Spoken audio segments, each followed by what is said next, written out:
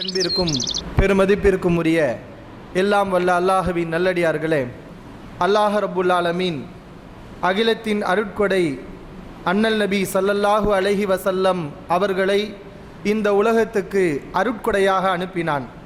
ரசூலுல்லாஹி ஸல்லல்லாஹு அலைஹி வஸல்லம் அவர்கள் மனித சமுதாயம் எதை செய்ய வேண்டும், எதை செய்யக்கூடாது, அல்லாஹ் எவற்றை ஹராமாக்கி இருக்கிறான், எவற்றை ஹலாலாக்கி இருக்கிறான், அல்லாஹ் விரும்புகின்ற காரியங்கள் எவை, அல்லாஹ் வெறுக்கின்ற அல்லாஹ்வுடைய கோபத்தை பெற்று தருகின்ற காரியங்கள் எவை, இதை தெள்ளத் தெளிவாக இந்த மனித சமுதாயத்துக்கு அவர்கள் விளக்கி சென்றிருக்கிறார்கள். அந்த அடிப்படையில் இன்றைக்கு வாழக்கூடிய நாம், முஸ்லிம்களாகிய நாம், மது, விபச்சாரம், வட்டி, வரதட்சணை, கொலை, கொள்ளை, அவதூறு சொல்வது, பொய் சொல்வது, பிறருடைய மானத்துடன் விளையாடுவது, இப்படி ஏராளமான தீமைகளை நஞ்சாக வெறுக்கக்கூடிய பாக்கியத்தை அல்லாஹ் ரப்புல் ஆலமீன் நம் அனைவருக்கும் தந்திருக்கிறான். இவற்றையெல்லாம் பாவங்கள், தீமையானவை என்று நாம் அனைவரும் புரிந்திருக்கிறோம். அல்லாஹ்வுக்கே எல்லா புகழும். ஆனால் அன்பான சகோதரர்களை, இன்றைய காலகட்டத்தில் எப்படி இந்த மது, விபச்சாரம், சாராயம், கொலை, கொள்ளை இவையெல்லாம் பாவம், பெரும்பாவம் என்று நாம் புரிந்து வைத்திருக்கிறோமோ, இது மாதிரி ஒரு பெரும்பாவம் இன்றைக்கு உலகத்திலே நடந்து கொண்டு இருக்கிறது. அதை உலகத்திலே ஒரு சாரார், இன்றைக்கு உள்ள ஒரு கூட்டம், அது சரி, அதுதான் தௌஹீத், அதுதான் குர்ஆன் ஹதீஸ், அதுதான் மார்க்கம் என்று நினைத்து கொண்டு ஒரு பெரும்பாவத்தை செய்து கொண்டிருக்கிறார்கள். அது சாதாரண பாவம் அல்ல, ஒரு பெரிய பாவம்.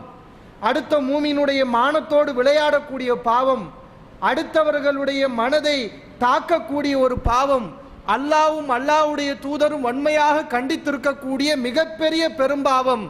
அப்படிப்பட்ட ஒரு பெரும்பாவம் தௌஹீத் என்ற பெயரில், குர்ஆன் ஹதீஸ் என்ற பெயரில், இஸ்லாம் என்ற பெயரில், ஷிர்க்குக்கு எதிரானது என்ற பெயரில் இன்றைக்கு சிலரால் சொல்லப்பட்டு பிரச்சாரம் செய்யப்பட்டு கொண்டிருக்கிறது. அப்ப இது எவ்வளவு பெரிய ஒரு பிரச்சனை! ஒரு பெரும்பாவத்தை தௌஹீத் என்ற பெயரிலே செய்து கொண்டிருக்கிறார்களா? குர்ஆன் ஹதீஸ் என்ற பெயரில் ஒரு பெரும்பாவத்தை, அல்லாஹ் ரசூல் தடை செய்த ஒரு பாவத்தை செய்து கொண்டிருக்கிறார்களா? அது என்ன பாவம், அது என்ன காரியம் என்ற ஒரு ஆவல், ஒரு ஏக்கம் உங்களிடத்தில் இருக்கலாம். அது என்ன தெரியுமா சகோதரர்களே? ஒரு முஸ்லிமான மனிதனை பார்த்து, அல்லாஹ்வை நம்பக்கூடிய மனிதனை பார்த்து, அல்லாஹ்வுக்கு இணை வைக்காமல் வணக்கத்தை அல்லாஹ்வுக்கு மட்டும் செலுத்தக்கூடிய ஈமான் உள்ளவர்களை பார்த்து, நீ முஷ்ரிக், நீ காஃபிர், நீ இஸ்லாத்தை விட்டு வெளியே சென்று விட்டாய், உனக்கு பின்னால் நின்று நாங்கள் தொழுக மாட்டோம், நீ மௌத்தாகிவிட்டால் உனக்காக நாங்கள் ஜனாசா தொழுக மாட்டோம் என்று சொல்லக்கூடிய ஒரு ஃபித்னா, இதுதான் பெரும்பாவம். ஒரு மூமினை பார்த்து முஷ்ரிக் என்று சொல்லலாமா? யாரை முஷ்ரிக்னு சொல்லலாம்? அல்லாஹ்வும் அல்லாஹ்வுடைய ரசூலும் எதை ஷிர்க் என்று சொன்னார்களோ அதை ஷிர்க் என்று சொல்லலாம். அல்லாஹ்வும் அல்லாஹ்வுடைய ரசூலும் யாரை முஷ்ரிக் என்று, காஃபிர் என்று சொன்னார்களோ அவர்களை முஷ்ரிக் என்று, காஃபிர் என்று நம்ம சொல்லலாம். அல்லாஹ்வும் அல்லாஹ்வுடைய ரசூலும் யாரை மூமின் என்று சொன்னார்களோ, யாரை முஸ்லிம் என்று சொன்னார்களோ, அப்படிப்பட்டவர்களை பார்த்து நாம் காஃபிர் என்று சொல்ல நமக்கு அனுமதி இருக்கிறதா? அப்படிப்பட்டவர்களை பார்த்து முஷ்ரிக் என்று சொல்ல நமக்கு அனுமதி இருக்கிறதா? ஒருவரை பார்த்து நம்ம முஷ்ரிக்னு சொல்றோம்னா என்ன அர்த்தம்? அவர் அல்லாஹ்வுடைய மார்க்கத்தில் இல்லைன்னு நம்ம தீர்ப்பளிக்கிறோம். அதானே அதனுடைய மீனிங். ஒரு மனுஷனை பார்த்து இவர் முஷ்ரிக்குங்கிறோம், அவரை காஃபிருங்கிறோம், அவரை பின்பற்றி தொழுவக்கூடாதுங்கிறோம், அந்த பள்ளிவாசலுக்கு போகக்கூடாதுங்கிறோம். ஏன்னா இன்னைக்கெல்லாம் அப்படி ஃபத்வா நடக்குது. இந்த ஹதீஸை நம்பினால் அவர்கள் முஷ்ரிக், அந்த பள்ளிக்கு போகக்கூடாது, அந்த பள்ளியில இந்த கருத்துக்களை சொல்லக்கூடிய, இந்த ஹதீஸை போதிக்கக்கூடிய இமாம்களுக்கு பின்னால் நின்று தொழுவக்கூடாது என்றெல்லாம் போதனை செய்யப்படுகிறது. ஒரு மனுஷனை பார்த்து முஷ்ரிக்குன்னு சொல்றோம்னா என்ன அர்த்தம்? அவர் அல்லாஹ்வுடைய மார்க்கத்தில் இல்லைன்னு தீர்ப்பளிக்கிறோம்.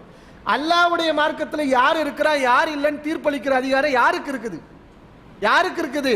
அல்லாஹ் ரப்புல் ஆலமீனை தவிர வேறு யாருக்கும் அந்த அதிகாரம் இல்லை. ஏன்னா இந்த மார்க்கத்துக்கு சொந்தக்காரன் அல்லாஹ் ரப்புல் ஆலமீன்.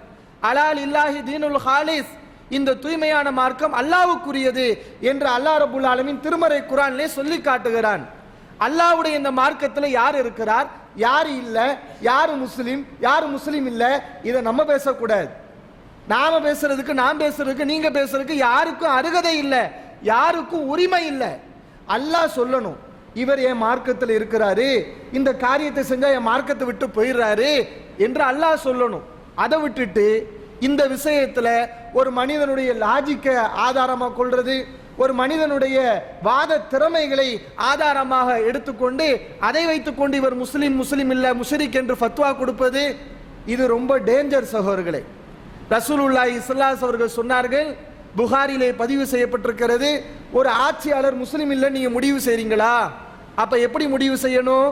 இல்லா அன்தரவு குஃப்ரன் பவாஹன் இந்தக்கும் மினல்லாஹி ஃபீஹி புர்ஹான், உங்களிடத்திலே தெளிவான ஒரு சான்று இருக்க வேண்டும். இவர் செய்யக்கூடிய காரியம் குஃப்ரு தான், இவர் செய்யக்கூடிய காரியம் ஷிர்க் தான் என்று அல்லாஹ்விடமிருந்து உங்களுக்கு சான்று இருக்க வேண்டும்.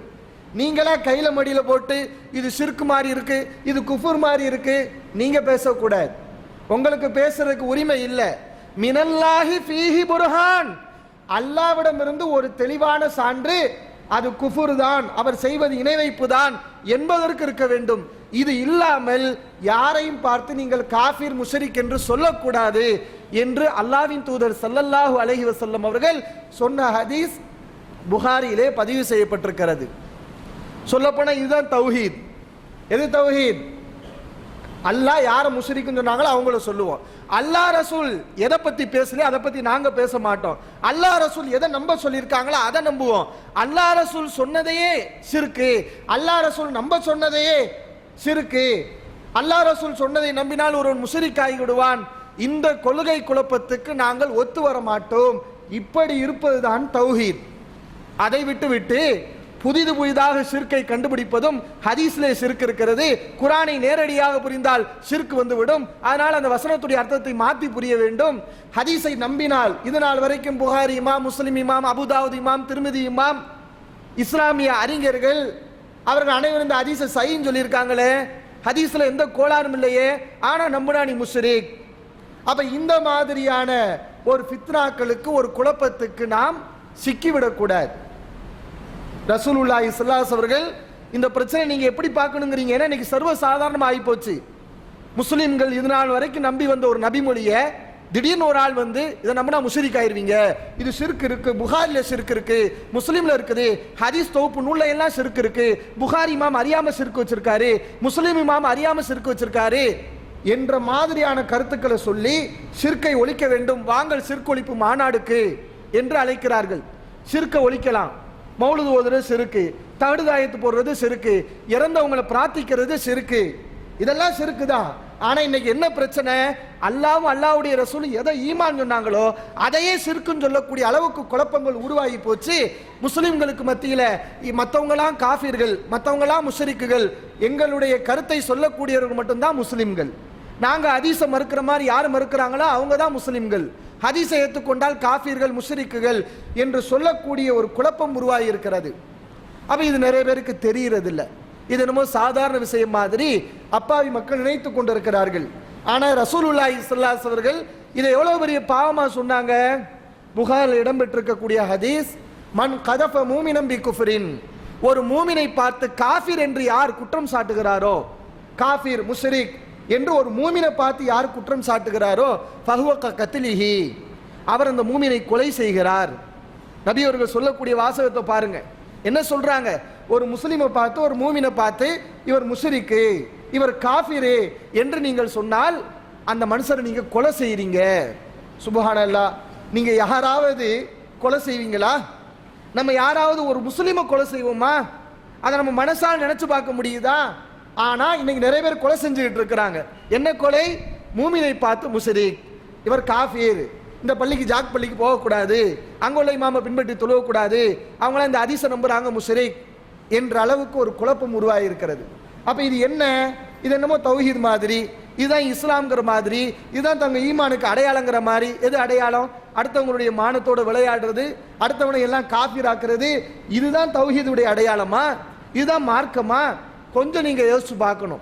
அப்ப இந்த மாதிரியான காரியத்தை செய்யக்கூடியவர்கள் முஸ்லிம்களை கொலை செய்கிறார்கள். நான் சொல்லல, யார் சொல்றா? அல்லாஹ்வின் தூதர் ஸல்லல்லாஹு அலைஹி வஸல்லம் அவர்கள் புகாரியில இருக்கக்கூடிய அந்த ஹதீஸ்ல சொல்லி இருக்கிறார்கள். அப்ப நம்ம எவ்வளவு கவனமா இருக்கணும். ஒரு முஸ்லிம் இன்னொரு முஸ்லிமை கொலை செய்யறான், அவனுக்கு அல்லாஹ் சொன்ன எச்சரிக்கை என்ன? திருமறை குர்ஆன் வசனத்தை எடுத்து பாருங்க. மை யக்துல் மூமினம் முத்தஅம்மிதன், யார் ஒரு மூமினை வேண்டுமென்றே கொலை செய்கிறானோ ஃபஜஸாவுஹு ஜஹன்னம், அவனுக்கு கூலி நரகம்.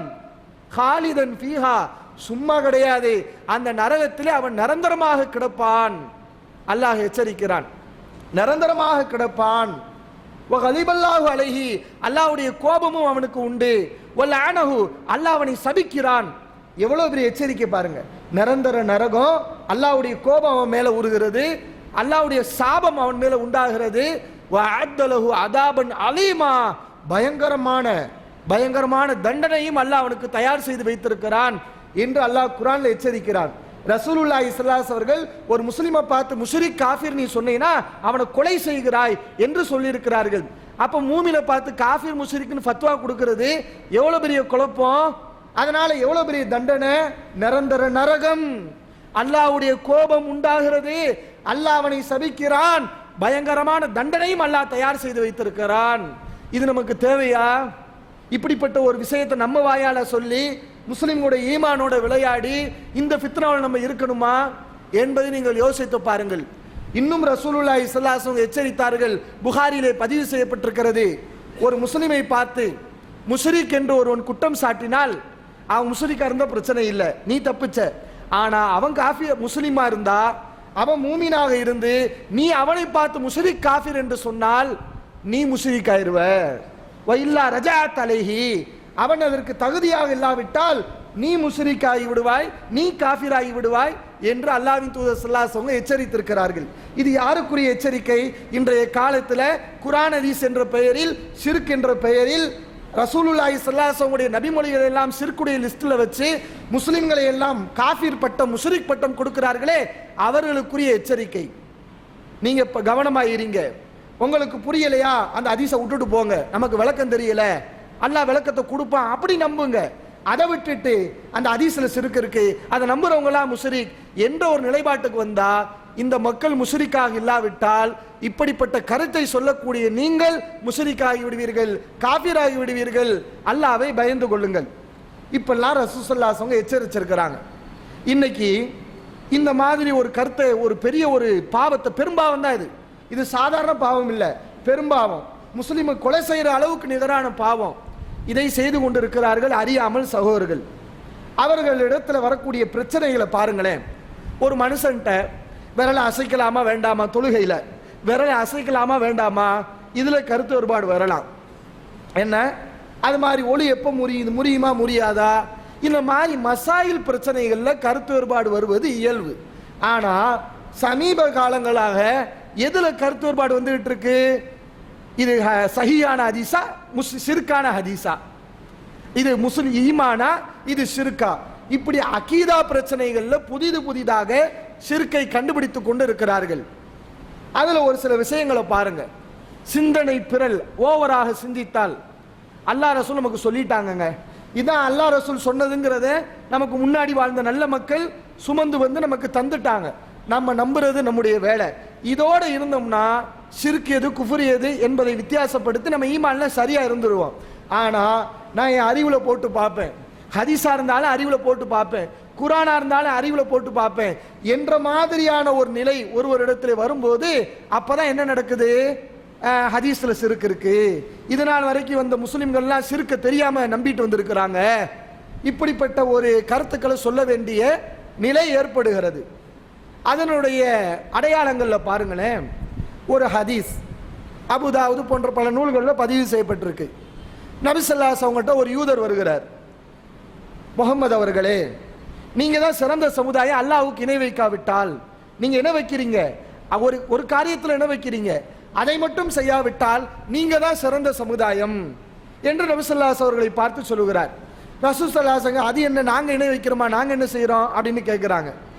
அப்போ அந்த யூதர் சொல்லுகிறார், மாஷா அல்லாஹ் வஸித, அல்லாஹ் நாடியதும் நீங்கள் நாடியதும் நடந்தது என்று நீங்களாம் சொல்லிக்கிட்டு இருக்கிறீங்க. ஒரு மனுஷனை பற்றி பேசும்போது அல்லாஹ் நாடியது நடந்துச்சு, நீங்க நாடியது நடந்துச்சு என்றெல்லாம் நீங்க பேசுறீங்க. அல்லாஹ் நாடியது நீங்க நாடியதுன்னு சேர்த்து சொல்லலாமா? அப்ப இது ஷிர்கா இல்லையா? இதை நீங்க செய்றீங்க, இதை மட்டும் செய்யாட்டினா நீங்க தான் சிறந்த சமுதாயம் அப்படின்னு ஒரு யூதர் சொல்றார். ரசூலுல்லாஹி ஸல்லல்லாஹு அலைஹி வஸல்லம் சஹாபாக்கள்கிட்ட இனிமே அல்லாஹ் நாடியதும் நீ நாடியதும் நடந்ததுன்னு சேர்த்து சொல்லாதீங்க, முதல் அல்லாஹ் நாடியது நடந்துன்னு சொல்லுங்க, பிறகுங்கிற வார்த்தையை போட்டு நீங்க நாடியதுன்னு சொல்லுங்க அப்படின்னு சொல்கிறாங்க. இது ஒரு ஹதீஸ். இந்த ஹதீஸ் எடுத்துக்கிட்டாங்க. ஒரு ஹதீஸ் வந்துச்சுன்னா அது சம்மந்தமாக மற்ற எல்லா ஹதீஸும் சேர்த்தானே பார்க்கணும். இந்த ஒரு ஹதீஸை எடுத்துக்கொண்டு ரசூலுல்லாஹி ஸல்லல்லாஹு அலைஹி வஸல்லம் சிறுக்கு வச்சிருக்கிறாங்க, அல்லாஹ் பாதுகாக்கணும். என்ன எப்படி ஹதீஸை புரியுறாங்க? ரசூலுல்லாஹி ஸல்லல்லாஹு அலைஹி வஸல்லம் சிறுக்கு வச்சிருக்காங்க பார்த்தீங்களா? ஒரு யூதர் வந்து தான் ரசூல் ஸல்லல்லாஹு அலைஹி வஸல்லம் சிறுக்கையே சொல்லித்தர வேண்டிய ஒரு நிலை இருந்திருக்கிறது. அப்புறம் தான் நபி திருத்தி இருக்கிறாங்க அப்படின்னு இந்த ஹதீஸை ரசூல் ஸல்லல்லாஹு அலைஹி வஸல்லம் சிறுக்கு வச்சு அப்புறம் திருந்திட்டாங்க அப்படிங்கிற அளவுக்கு இதை புரியுறாங்க. இதுதான் அவங்களுடைய புரியுதலில் உருக்கக்கூடிய பிரச்சனை. ஆனால் என்ன விஷயம், அல்லாஹ் ரசூலுல்லாஹி ஸல்லல்லாஹு அலைஹி வஸல்லம் எப்படிப்பட்ட ஒரு பாதுகாப்பை கொடுத்தான்? அவங்களுக்கு நபி ஆகிறதுக்கு முன்னாடியே இருந்து அல்லாஹ் அவங்கள பாதுகாத்து வந்திருக்கிறான். ஒரு சில செய்திகளை பாருங்க, புகாரில் இடம்பெற்றிருக்கிறது. ரசூல் ஸல்லல்லாஹு அலைஹி வஸல்லம் சின்ன பிள்ளையா இருக்கும்போது என்ன செய்யறாங்கன்னா, அப்பாஸ் ரலியல்லாஹு அன்ஹு அவங்களும் ரசூல் ஸல்லல்லாஹு அலைஹி வஸல்லம் சின்ன பிள்ளையா இருக்கும்போது ரெண்டு பேரும் காபாவை கட்டுறாங்க. அப்போ கல்லை தூக்கிட்டு போறாங்க. நபி ஸல்லல்லாஹு அலைஹி வஸல்லம் தோள்பட்டையில் வச்சு தூக்கிட்டு போறாங்க. கல் அழுத்துது. அப்போ அப்பாஸ் ரலியல்லாஹு அவங்க சொல்றாங்க, கீழே ஆடையை தூக்கி தோள்பட்டையில் வச்சுக்கோங்க, ஏன்னா துணியை வச்சுக்கிட்டு அதுக்கு மேலே கல்லை வச்சோம்னா கல் அழுத்தாது அப்படின்னு ஒரு ஆலோசனை சொல்றாங்க. ரசூல் ஸல்லல்லாஹு அலைஹி வஸல்லம் இந்த தன்னுடைய கீழாடையை தூக்கி என்ன செய்யறாங்க, தோள்பட்டையில் வச்சோனையுமே பின்புறம் தெரியுது. அல்லாஹ்வுடைய ஏற்பாடை பாருங்க. ரசூல் ஸல்லல்லாஹு அலைஹி வஸல்லம் அவுரத்து வெளியே தெரிய ஆரம்பிக்குதுன்னு சொன்னோனையுமே நபி அவர்களுக்கு அல்லாஹ் மயக்கத்தை கொடுக்குறான். ரசூல் ஸல்லல்லாஹு அலைஹி வஸல்லம் மயங்கி கீழே விழுந்துடுறாங்க. உளுந்தோனையுமே தன்னுடைய ஆடையை எடுத்து மாட்டிக்கிறாங்க. இது புகாரில் வரக்கூடிய ஹதீஸ். இது எப்போ நடக்குது? ரசூலுல்லாஹ்வுடைய நுபுவத்துக்கு பிறகு சின்ன பிள்ளையில இருக்கும்போது. ரசூல் ஸல்லல்லாஹு அலைஹி வஸல்லம் அல்லாஹ் எப்படி பாதுகாக்கிறான் பாருங்க. சின்ன பிள்ளையா இருந்தா கூட அவங்களுடைய அவுரத்தை யாரும் பார்த்துடக்கூடாது. அல்லாஹ் ஒரு மயக்கத்தை கொடுத்து அவங்கள படுக்க வச்சிடறான். அவங்களுடைய அவுரத்தை யாருமே பார்க்க முடியல.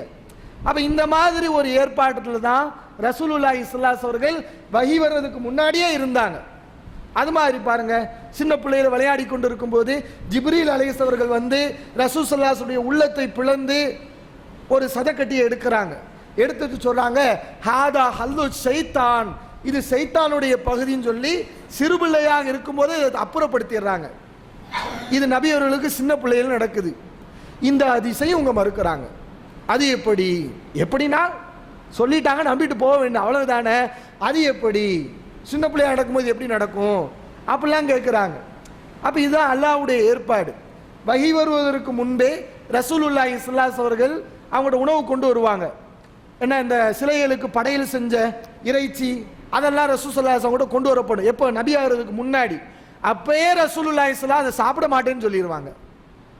எப்படி ரசூல் ஸல்லல்லாஹு அலைஹி இருந்தாங்க, என்ன வஹினா என்ன, அல்லாஹ்னா என்ன, அந்த மாதிரி பல விஷயங்கள் தெரியாம இருந்தாங்களே தவிர ஷிர்க் அவங்க ஒரு காலம் செய்யல. நபி ஆகிறதுக்கு முன்னாடியும் செய்யல.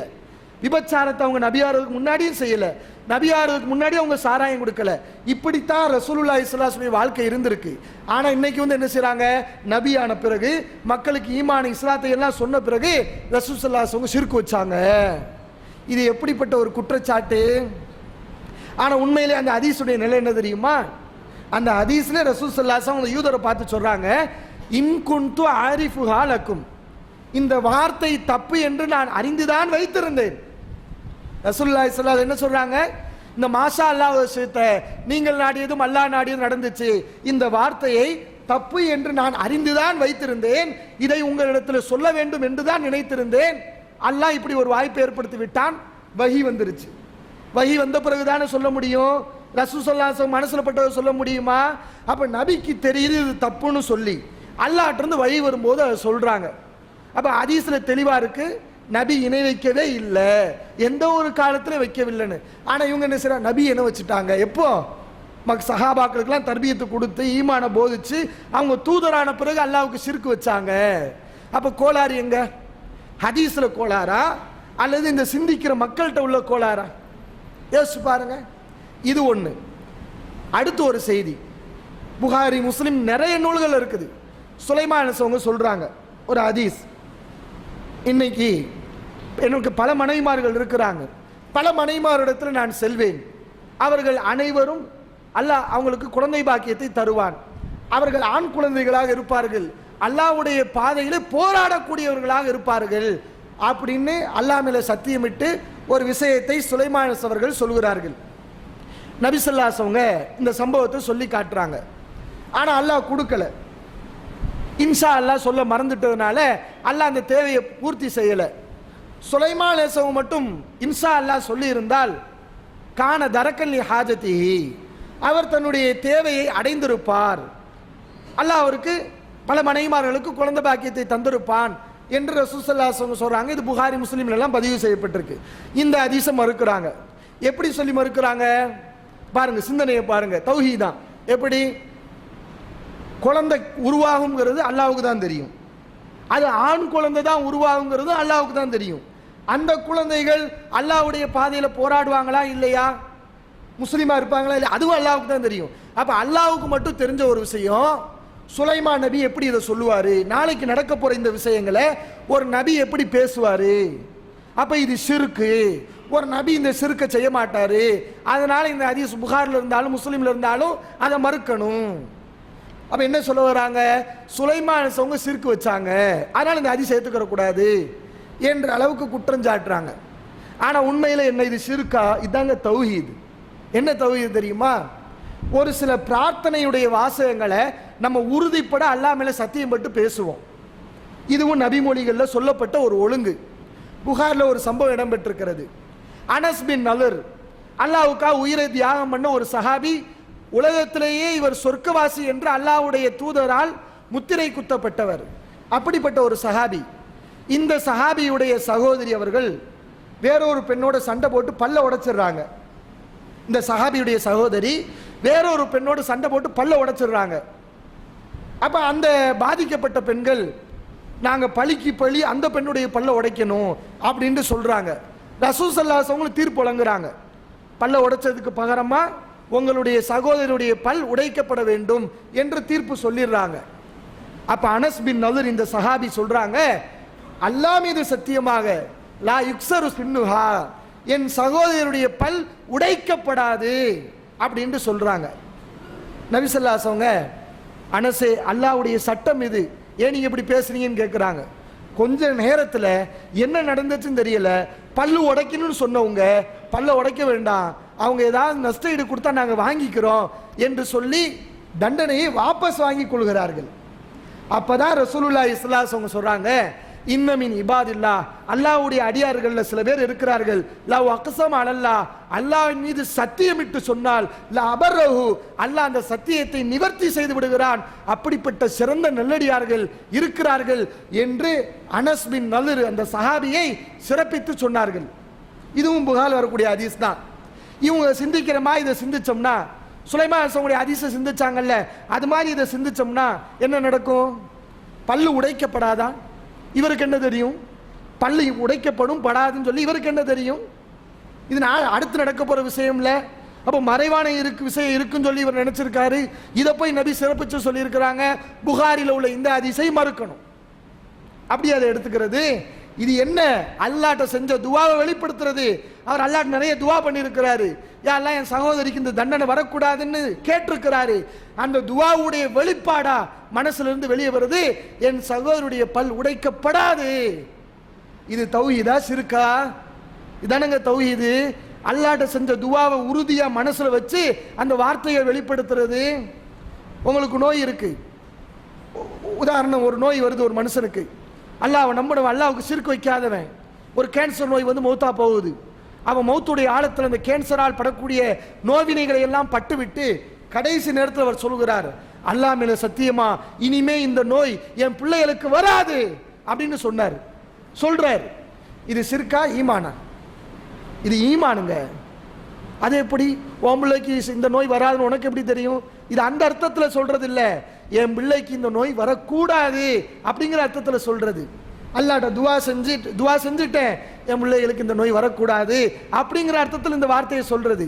அதே மாதிரி தான் சுலைமான் அலைஹிஸ்ஸலாமும், எனக்கு மனைவிமார்கள் இருக்கிறாங்க, அவங்களுக்கு அல்லாஹ் குழந்தை பாக்கியத்தை தரணும், அந்த குழந்தைகள் அல்லாஹ்வுடைய பாதையில் போராடக்கூடியவர்களாக இருக்க வேண்டும் என்ற ஆதங்கத்தில் அல்லாஹ்விடத்தில் வேண்டுதலில் பிரார்த்தனை அடிப்படையில் சொன்ன ஒரு வாசகத்தை மறைவான விஷயம் இருக்குன்னு தனக்கு வாதிட்டதாக வருகிறது.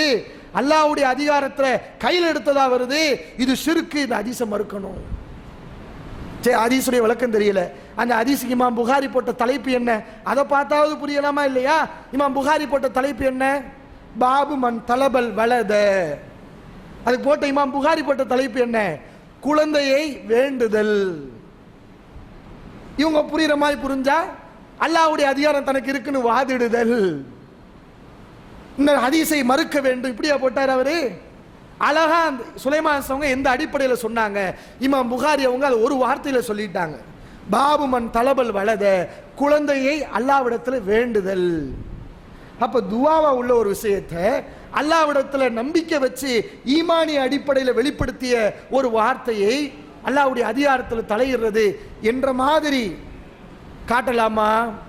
அப்ப இதெல்லாம் எங்க உள்ள கோளாறு? யாரிடத்துல உள்ள கோளாறு? ஹதீஸ்ல உள்ள கோளாறா? கிடையாது.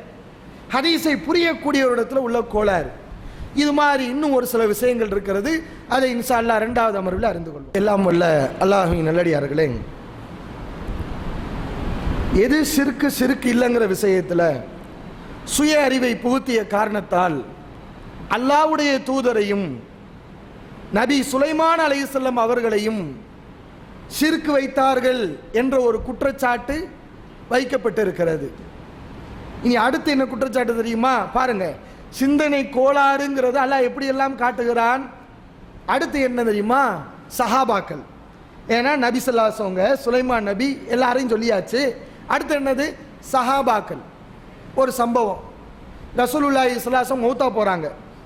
மௌத்தா போனோனையுமே மக்கள்கிட்ட ஒரு கருத்து வருது, ரசூலுல்லாஹ் மௌத்தா போனாங்களா இல்லையா?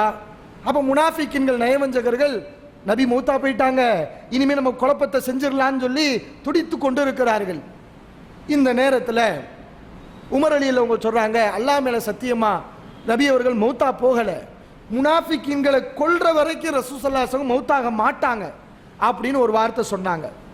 சில சஹாபாக்கள் கூட நபி மறுபடியும் வருவாங்க, வந்து முனாஃபிக்கின்களை கொல்லுவாங்க அப்படிங்கிற கருத்தை சொன்னாங்க. இது புகாரி முஸ்லீம்ல எல்லாம் இருக்குது.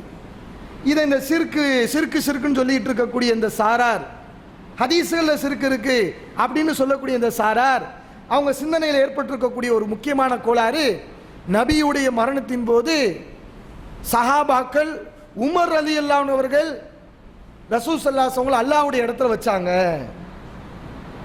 ஷிர்க் கொள்கைக்கு சஹாபாக்கள் போனாங்க. அபூபக்கர் ரலியல்லாஹு அவர்கள் தான் அந்த சஹாபாக்களை எல்லாம் ஷிர்கான கொள்கைக்கு போக விடாம தடுத்து நிப்பாட்டினாங்க. இப்படிப்பட்ட ஒரு குற்றச்சாட்டு வைக்கிறாங்க. எப்போ சஹாபாக்கள் இஸ்லாத்துக்கு முன்னாடி ஷிர்க் வச்சாங்க, அந்த இது இல்லை, அது பிரச்சனை இல்லையே.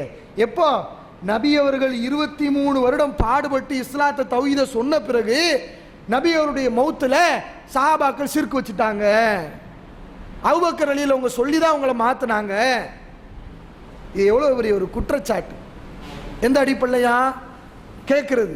இப்பெல்லாம் நம்ம ரசூல் ஸல்லல்லாஹு அலைஹி வஸல்லம் மௌத்தா போயிட்டாங்கன்னு வழங்கி வச்சிருக்கோமா இல்லையா? இதெல்லாம் அவங்க பேசுறாங்க. இப்படி மக்கள்கிட்ட கேட்கறது. நம்மளாம் ரசூல் ஸல்லல்லாஹு அலைஹி வஸல்லம் மௌத்தா போயிட்டாங்க வழங்கி வச்சிருக்கோமா? எல்லாரும் வழங்கி வச்சிருக்கிறோம். ஆனா சஹாபாக்கள் அந்த அடிப்படை கூட தெரியாம நபியர்கிட்ட பாடம் பெற்ற அவங்களுக்கு இது தெரியல. என்ன சொல்லிட்டாங்க? ரசூல் ஸல்லல்லாஹு அலைஹி வஸல்லம் மௌத்தே கிடையாதுன்னு சொல்லிட்டாங்க. மௌத்தே இல்லாமல் இருக்கிறது யாருடைய தன்மை? அல்லாஹ்வுடைய தன்மை. அது ஹய்யுல் கய்யூம், நித்திய ஜீவன், அல்லாஹ் ஒருவன் தானே. அப்ப இது சஹாபாக்களுக்கு தெரிஞ்சிச்சா? அவங்க ரசூலுல்லாஹ்வுடைய மௌத்துல நபி அவர்களுக்கு மௌத்தே இல்லைன்னு சொல்லி ரசூல் ஸல்லல்லாஹு அலைஹி வஸல்லம் போய் ஹய்யுல் கய்யூமா நினைச்சிட்டாங்க. அல்லாஹ்வுடைய இடத்துல ரசூல் ஸல்லல்லாஹு அலைஹி வஸல்லம் வச்சுட்டாங்க. அப்ப கொள்கை குழப்பம் அன்னைக்கு ஏற்பட்டுச்சா இல்லையா? இப்படின்னு சொல்லி மக்கள்கிட்ட சொல்லி சஹாபாக்களை பத்தி நம்ம பரவாயில்லை, அவங்க இப்படி மோசமா இருந்திருக்காங்க அப்படிங்கிற ஒரு சிந்தனையை பதிய வைக்கிறாங்க. ஆனா உண்மையில கோளாறுங்க சஹாபாக்கள்கிட்டயா? இல்லை, இப்படி சிந்திக்கிறவர்கிட்ட தான் கோளாறு. அவங்க என்ன சொன்னாங்க? ரசூல் ஸல்லல்லாஹு அலைஹி வஸல்லம் மௌத்தே இல்லைன்னா சொன்னாங்க. அப்படி எந்த சஹாபியும் சொல்லலை, உமர் ரலியல்லாஹு சொல்லலை. நபி ஸல்லல்லாஹு அலைஹி வஸல்லம் மௌத்துடைய காலத்தில் மயக்கம், தெளிவு இப்படி வந்துக்கிட்டே இருந்துச்சு. மயக்கம் அடைவாங்க, கொஞ்சம் தெளிவடைவாங்க, மயக்கம் அடைவாங்க, கொஞ்சம் தெளிவடைவாங்க, இப்படியே இருந்துச்சு. ரசூல் ஸல்லல்லாஹு அலைஹி வஸல்லம் மௌத்தா போயிட்டாங்க. அப்போ உமர் ரலியல்லாஹு அவங்க என்ன நினைக்கிறாங்க? முன்னாடி எல்லாம் மயக்கம் அடைஞ்சு தெளிவடைஞ்சாங்கல்ல, அது மாதிரி ரசூல் ஸல்லல்லாஹு அலைஹி வஸல்லம் மறுபடியும் தெளிவடைவாங்க. ரசூலுல்லாஹ் மௌத்தா போகல. இது என்ன பிரச்சனைங்க? இது நமக்கு கூட ஏற்படும். ஒரு மனுஷன் மயக்கத்தில் இருக்கிறான்னு வைங்களேன், மௌத்தா போயிடுவான். அப்போ நம்ம நினைச்சுக்கிட்டு இருப்போம் மௌத்தா போகலன்னு நினைச்சிட்டு இருப்போம். அப்போ உமர் ரலியல்லாஹு என்ன செய்யறாங்கன்னா, முனாஃபிக்கின்கள் மேல தலையை தூக்குறாங்க, நபி எப்படா மௌத்தா போவாங்கன்னு. உமர் ரலியல்லாஹு என்ன நினைச்சுக்கிட்டாங்க? நபி மௌத்தா போகல, மறுபடியும் வருவாங்க, உங்களை எல்லாம் கொல்லுவாங்க. ஃபித்னா பரப்புறீங்கல்ல, நபி மௌத்தா போயிட்டாங்க அப்படின்னு சொல்லி ஃபித்னா பரப்புறீங்கல்ல, முனாஃபிக்குகள் ஃபித்னா செய்யறதுக்கு தயாரா இருக்கிறீங்கல்ல, நபி அவர்கள் மறுபடியும் வந்து உங்களை எல்லாம் கொல்வார்கள்னு முனாஃபிக்குகள் எச்சரிக்கை செய்றாங்க. இன்னும் தெளிவா சொல்றாங்க, நபி மௌத்தா போகல, இப்ப மௌத்தா போகல, உங்களை கொல்லும் வரை மௌத்தாக மாட்டார்கள். அதுக்கு ஒரு உதாரணத்தையும் சொல்றாங்க. எப்படி மூசா அவங்க அல்லாட்ட போயிட்டு ஒரு குறிப்பிட்ட காலம் கழிச்சு வந்தாங்களோ அது மாதிரி நபி மறுபடியும் வருவாங்க. அப்படின்னா என்ன அர்த்தம்? ரசூல் ஸல்லல்லாஹு இப்ப மௌத்தா போகல, பின்னாடி மௌத்தா போவாங்க. இந்த அடிப்படையில தான் உமர் ரலியல்லாஹுவும் சஹாபாக்களும் நபி அவர்களுடைய மௌத்தா போயிருக்காங்களா இல்லையா அப்படிங்கிற அடிப்படையில் சொன்ன ஒரு விஷயத்தை போய் இவங்க எங்க போய் ஜாயின் பண்றாங்க? ஹய்யுல் கைமுடைய இடத்துல மௌத்தே இல்லைன்னு சொல்லிட்டாங்க. அப்படி அவங்க சொன்னாங்க. அப்ப இந்த மாதிரி அப்ப இதெல்லாம் எங்க கோளாறு பாருங்க. இந்த மாதிரி குர்ஆனை சில இருக்க அப்படியே நம்புவேங்கிற ஒரு ஈமான் வராம போன காரணத்தினால எல்லாத்திலையும் நான் அறிவுல போட்டு பார்ப்பேன் என்ற ஒரு நிலை வந்த காரணத்தினால நபி இணை வைத்தார்கள். சுலைமான் நபி இணை வச்சாங்க, சஹாபாக்கள் இணை வச்சு மீண்டாங்க. இப்படிப்பட்ட ஒரு குற்றச்சாட்டு வந்திருக்கிறது. நாம சுருக்கமா அந்த ஒரு விஷயத்துல நடுநிலை சமுதாயமாக இருக்கணும். நடுநிலை சமுதாயம் என்ன? ஒரு கூட்டம் இஸ்லாம்ங்கிற பேர்ல இந்த தர்கா, கபர் வணக்கம், மௌலூது, தகடு, தாயத்து இதையெல்லாம் இஸ்லாம்னு சொல்லிட்டு இருக்கிறாங்க. அது வந்து சிறுக்கு, அந்த கூட்டத்தில் போய் சேர்ந்துடக்கூடாது.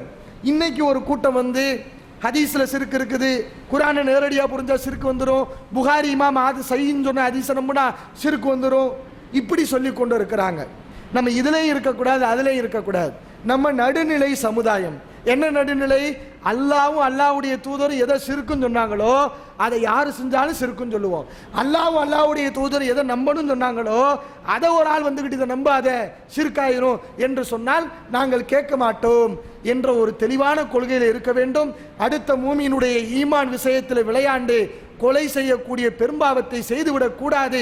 ஷிர்க் ஒழிப்பு என்ற பேரிலே, தௌஹீது கொள்கை என்ற பேரிலே இந்த மாதிரி மூமின்களை முஷ்ரிக்காக்கக்கூடிய கொள்கை வந்தால் அதற்கு நாம் கடுகளவும் அனுமதிக்க கூடாது. கொள்கையில் தெளிவாக இருக்க வேண்டும். எல்லாம் உள்ள இறைவன் நம் சத்தியத்தில் வாழ்ந்து மரணிக்கக்கூடிய பாக்கியத்தை நம் அனைவருக்கும் தந்தல்வானாக.